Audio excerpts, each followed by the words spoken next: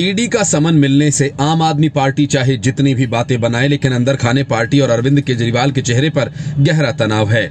आतिशी मारलेना ने यूं ही नहीं कहा था कि ईडी अरविंद केजरीवाल को गिरफ्तार कर लेगी, बल्कि खुद अरविंद केजरीवाल को अपनी गिरफ्तारी का अंदेशा है। इसलिए पार्टी बस इस बात की तैयारी कर रही है कि केजरीवाल को तिहाड़ जाने के बाद सरकार की कमान किसके हाथों में दी जाए।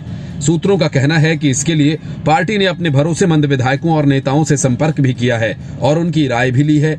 आम आदमी पार्टी के गोपाल राय, आतिशी मरलेना, सौरभ भारद्वाज, दिलीप पांडे, संदीप पाठक ने आरोप लगाया कि बीजेपी केजरीवाल को गिरफ्तार कर आम आदमी पार्टी को खत्म करना चाहती है। गोपाल राय ने कहा कि दिल्ली की सत्ता में आने के बाद से ही पार्टी को खत्म करने का षड्यंत्र रचा जा रहा है। मनीष सिसोदिया की जमानत याचिका खारिज होने के बाद से ही बीजेपी के नेता चिल्ला रहे हैं कि अरविंद केजरीवाल को गिरफ्तार किया जाए। आम आदमी पार्टी के लिए अरविंद केजरीवाल की जगह स्थायी तौर पर किसी नेता को चुनना आसान नहीं होगा।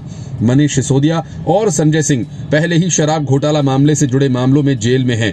सत्येंद्र जैन मनी लॉन्ड्रिंग से जुड़े एक अन्य मामले में बेल पर हैं। ऐसे में उनके पास सीमित संख्या में नेता बचते हैं। सूत्रों के मुताबिक जब केजरीवाल को सीबीआई ने अप्रैल में बुलाया था, तब पार्टी के सीनियर नेता गोपाल राय और संजय सिंह के नाम की चर्चा हुई थी।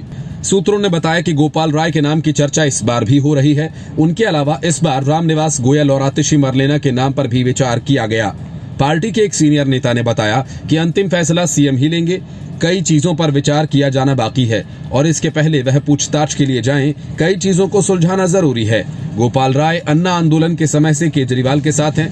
वह दिल्ली में प्रदेश संयोजक और राजनीति मामलों में समिति के सदस्य भी हैं। रामनिवास गोयल दिल्ली विधानसभा के अध्यक्ष हैं, जबकि आतिशी के पास इस समय दिल्ली कैबिनेट में सबसे ज्यादा विभाग हैं। सूत्रों का कहना है कि पार्टी केजरीवाल की गिरफ्तारी के केस में ग्राउंड सपोर्ट जुटाने की भी कोशिश कर रही है।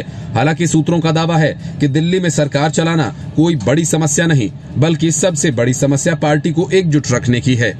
केजरीवाल को यह अंदेशा है कि उनके जेल जाने के बाद पार्टी में बड़े पैमाने पर बिखराव हो सकता है।